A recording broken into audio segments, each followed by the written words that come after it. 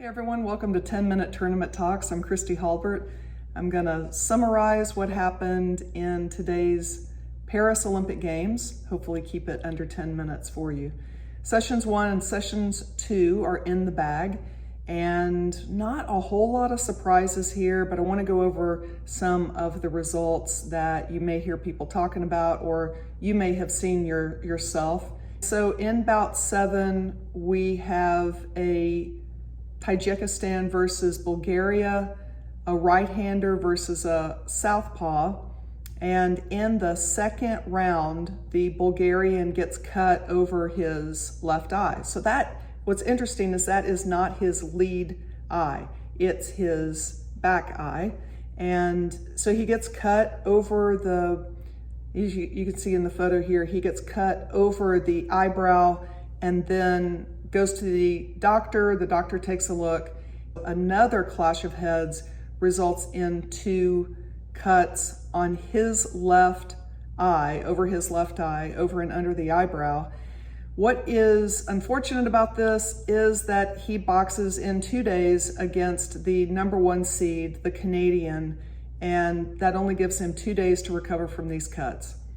That is one of the major problems with not boxing with head guard. Then in the second match of session 2, this is women's 54 kilogram. So we see that going at the end of the first round, it is 0-5 in favor of the blue boxer. So if you look at the scorecard here, Judge 1 score was 9-10, Judge 2 9-10, Judge 3 9-10, 4 9-10, and 5 9-10. So that means that the boxer from Italy is ahead 0-5 going into round 2. In round 2, all of the judges switch over. Mongolia had a much stronger round, and all judges vote 10-9 for Mongolia. So at the end of that round, Mongolia is ahead 5-0. So going into the third round, it would basically be a tie, except in the second round, the referee gave 2 warnings to Italy for holding.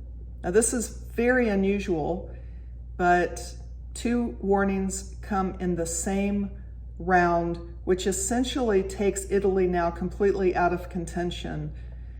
There's just no way to make up a deficit like that. So you can see that in round 2, the judges score it normally, but the warnings are taken by the supervisor. And so effectively going into the final round, you would have a score of, instead of 19-19, the score is 19-16. And there's just no way for a boxer to make up that deficit unless they score a knockout. And Italy was not going to be able to do that. And in fact, the last round, Italy lost 10-9 on all of the scorecards. And so we see the final result of 29-26 on all of the judges' scorecards, which is the result of winner on points as a 5-0 decision for Mongolia. So we go to the scorecards now for bout number 15. This is France versus USA. Estelle Mosley from France in the red corner and Jahaira Gonzalez from USA in the blue corner. The scorecards tell the story again. So round 1, Jahaira and Estelle were pretty evenly matched, a lot of back and forth. And in round 1, we see Judge 1 scored at 9-10, Judge 2 was 10-9, Judge 3 10-9, Judge 4 9-10, and Judge 5 9-10. So that means that the red boxer had a score of 2 and the blue boxer was a score of 3. So going into the second round, blue is ahead 2-3. Round 2, basically very similar scores from judges 1 and 2, identical scores. 3 flipped it, 4 flipped it, and 5 flipped it. So if we just looked at the scorecards going into the final round, Judge 1 had it for blue, Judge 2 had it for red, and then Judges 3, 4, and 5 had it even, which means that going into that third round, the bout would be decided by whoever had the stronger round. That was not the case because the referee actually gave a warning to the French boxer for holding in that second round. And by, again, taking that deduction of 1 point off of all of the judges' scorecards meant that she was going into the final round with a deficit of 4-1. Now, a boxer with knockout power can try to go for a knockout. They can try to dominate and get a 10-8 round, but definitely did not have that inner. You can see from the final round, and maybe some of this was psychological, but the final round, she lost on all 5 scorecards. Just too much deficit to make up.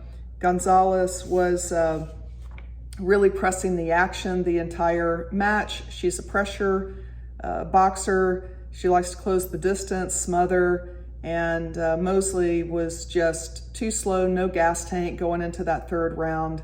And so that's why you see the final scores that you see. Judge 1 had it 26-30, Judge 2 was tied, Judge 3 27-29, Judge 4 the same, and 5 the same, for a final score of winner on points 4-0. The 4 judges that had it for USA are indicated there, and then the 1 judge had a tie, which is why they go to 0. So it was a 4-0 decision. All right, let's talk about tomorrow. So tomorrow, there will be 3 sessions. There's a session that's very early in the morning. Someone said it was 4 a.m. I think it's 2 a.m. And then there's a session at 8:30 a.m.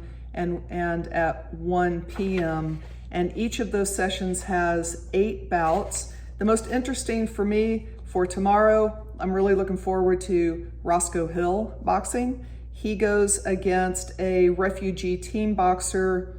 He's living in Germany via Iran. He actually defected from an Italy tournament in 2021, sought asylum in Germany, and he's a former kickboxer. He's 31 years old, 5'6". Roscoe Hill, 29 years old, 5'9". Roscoe was the 2023 Pan American Games bronze medalist. In 2022, he won the World Championships, and in 2021 in the Worlds, he got a silver medal. So Roscoe goes in as a heavy favorite. He is boxing in that first session, so if you can get up bright and early, you can see Roscoe Hill for Team USA boxing in the men's 51 kilogram. Otherwise, it's men's 51, men's 71 kilogram, men's 92 kilogram, and then women's 50, women's 66 kilogram. So we can see where Team USA is headed in terms of their upcoming matches. We've got Roscoe Hill boxing tomorrow, July 28, and then on July 29, we've got Joshua Edwards, super heavyweight. Jahaira Gonzalez boxes again, and lots of other exciting matches in store. Enjoy the tournament.